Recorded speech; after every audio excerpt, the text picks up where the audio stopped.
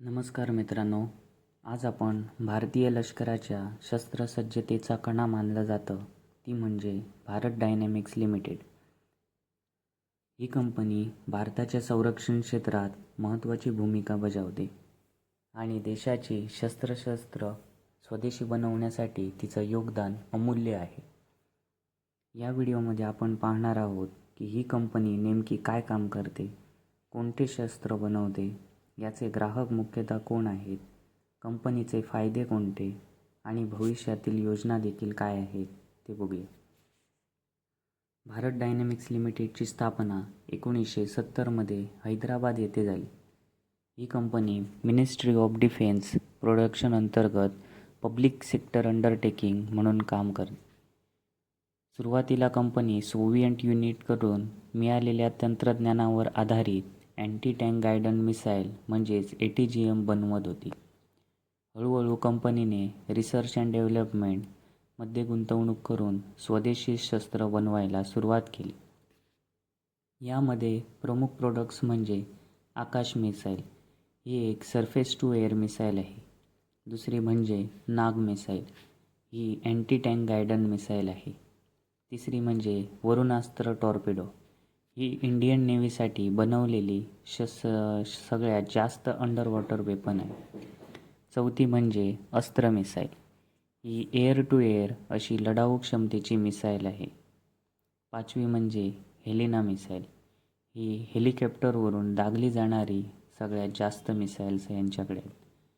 Company integrated weapon सिस्टीमवर काम करते, म्हणजे एका शस्त्राबरोबर त्यांचे कंट्रोल, लॉन्चर, गायडन्स सिस्टमसुद्धा तयार करते.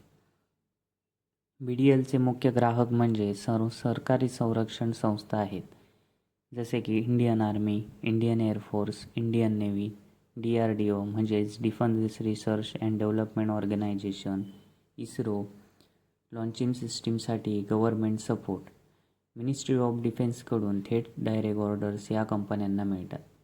सेल्फ रिलायंट इंडियन अभियानाचा मोठा फायदा यांना होतो. या कंपनीकडे स्ट्रॉंग ऑर्डर बुक आहे.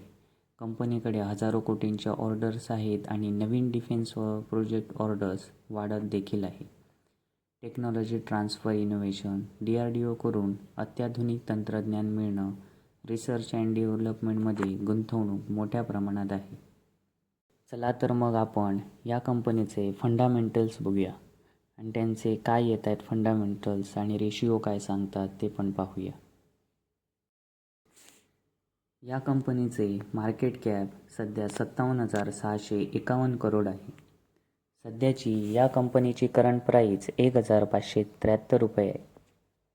पण जेव्हा व्हिडिओ शूट करत असताना या कंपनीची प्राईस जरा खालीवर होऊ शकते. स्टॉकचा PE सध्याचा या कंपनीचा 105 आहे. ROC या कंपनीची 19.6% आहे. तसेच ROE सुद्धा या कंपनीची 14.4% आहे. या कंपनीचा अल्टमॅन झेड स्कोअर 9.44 निघत येत आहे. डेप्ट या कंपनीकडे तसे 2.12 करोड आहे आणि रिझर्व या कंपनीकडे 3,826 करोड आहे.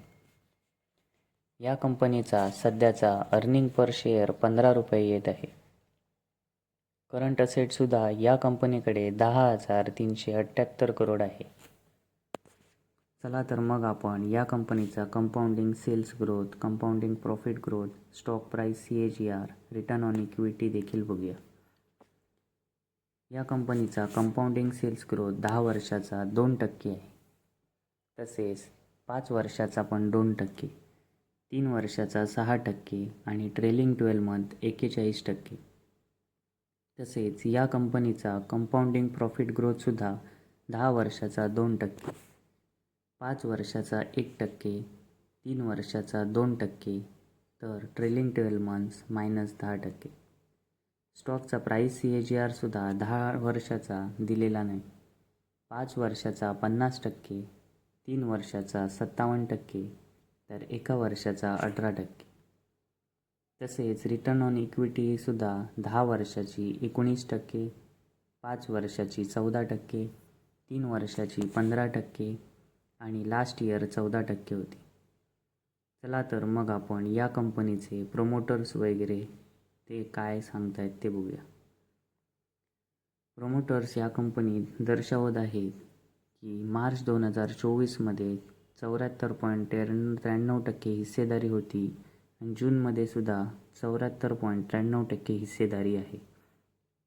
FII मार्च 2024मध्ये 2.95% हिस्सेदारी होल्ड करत होते, तर जून 2025 येता येता यांच्याकडे 3.77% हिस्सेदारी हे होल्ड करत आहे. DIIने कडे 10.10% हिस्सेदारी आहे. पब्लिक या कंपनीत मार्च 2024मध्ये 9.72% हिस्सेदारी होती आणि मार्च 2025मध्ये येता येता 11.19% हिस्सेदारी पब्लिककडे आहे. चला तर मग मित्रांनो, आपण दुसरी कंपनी बघूया. तर ही कंपनी आहे GRSE. भारतीय नौदलासाठी तब्बल 100हून अधिक जहाज तयार करण्याची उपलब्धी आहे. ही कंपनी म्हणजे garden research shipbuilders and engineering limited म्हणजे GRSE. GRSEची स्थापना 1884 साली ब्रिटिश इरामध्ये झाली होती.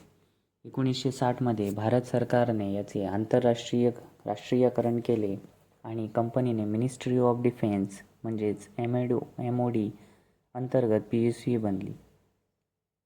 GRSE हे कोलकाता, वेस्ट बंगाल येथे स्थित आहे. ही कंपनी एक मिनीरत्न कॅटेगरीमध्ये PSU आहे. भारतात पहिलं जहाज बांधणी करण्याचे PSU म्हणजे GRSE. GRSE ही कंपनी warship, patrols vessels, survey ship, landing craft, utility ships आणि इतर नौदलासाठी अत्याधुनिक जहाजांची निर्मिती करते.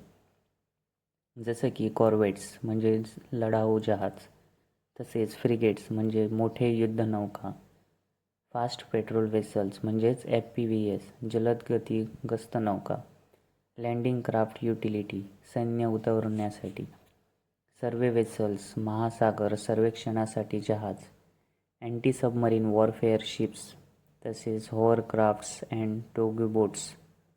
मुख्य ग्राहक म्हणजे इंडियन नेव्ही सर्वात मोठा ग्राहक आहे. Indian coast guard, ministry of home अफेअर्समध्ये बॉर्डर पेट्रोलसाठी, फॉरेन नेव्हीजमध्ये मॉरिशस, श्रीलंका, व्हिएतनाम आणि फ्रेंडली फॉरेन कंट्रीज देखील यात सामील आहे. चला तर मग आपण या कंपनीचे फंडामेंटल्स बघूया आणि काय सांगतात ते सर्व इन्फॉर्मेशन्स फंडामेंटल्सने घेऊया. या कंपनीचे सध्याचे मार्केट कॅप 29,965 करोड निघून येत आहे. सध्याची करंट प्राईस या कंपनीची 2,616 रुपये आहे. पण व्हिडिओ शूट करताना या कंपनीची प्राईस वर खाली होऊ शकते, त्यामुळे तुम्ही त्यावेळीचा स्टॉकचा प्राईस नक्की बघा. स्टॉकचा PE सध्या 56 निघून येत आहे. रिटर्न ऑन कॅपिटल एम्प्लॉय या कंपनीचा 37.3% आहे, तर रिटर्न ऑन इक्विटी या कंपनीचा 37.3% आहे. अल्टमॅन झेड स्कोअर या कंपनीचा 5.79 निघून येत आहे. या कंपनीकडे डेब्ट 9.67 करोड आहे. रिझर्व या कंपनीकडे 1,965 करोड आहे. तसेच ही कंपनी प्रति शेअर 46 रुपये कमवते. या कंपनीकडे करंट असेट्स 9,524 करोड आहे. तसेच कंपाऊंडिंग सेल्स ग्रोथ 10 वर्षाचा 13% आहे, 5 वर्षाचा 29%, 3 वर्षाचा 42%, तर ट्रेलिंग 12 मंथ 41%. या कंपनीचा कंपाऊंडिंग प्रॉफिट ग्रोथसुद्धा 10 वर्षाचा 26%, 5 वर्षाचा 26%, 3 वर्षाचा 43%, तर ट्रेलिंग 12 मंथ 54%. स्टॉकचा प्राईस CAGR सुद्धा 10 वर्षाचा दिलेला नाही. 5 वर्षाचा 67%, 3 वर्षाचा 119%, तर 1 वर्षात 26%. रिटर्न ऑन इक्विटीसुद्धा 10 वर्षाची 16%, 5 वर्षाची 20%, 3 वर्षाची 23% आणि लास्ट इयर 28% होती. या कंपनीत प्रोमोटर्स मार्च 2024 ते जून 2025पर्यंत स्टेबल दिसत आहे. FII या कंपनीत मार्च 2024मध्ये 3.26% हिस्सेदारी होती, तर मार्च 2025मध्ये जून 2025मध्ये 5.33%. DII या कंपनीत 6.14% हिस्सेदारी मार्च 2024मध्ये होल्ड करत होते आणि जून 2025 येईपर्यंत 1.18% हिस्सेदारी ठेवलेली आहे. पब्लिक या कंपनीत 18.36% हिस्सेदारी होल्ड करत आहे. जर तुम्हाला स्वतःचा रिसर्च करायचा असेल तर तुम्ही screener.com या वेबसाईटवर जाऊन किंवा त्यांचा ॲप घेऊन तुम्ही स्वतः रिसर्च स्वतः करू शकतात. त्यामुळे तुम्हाला आणखी रेशिओ तुम्हाला मिळू शकतात जे तुम्ही स्वतः ॲनलाईज करून स्वतः निवडू शकतात स्टॉक.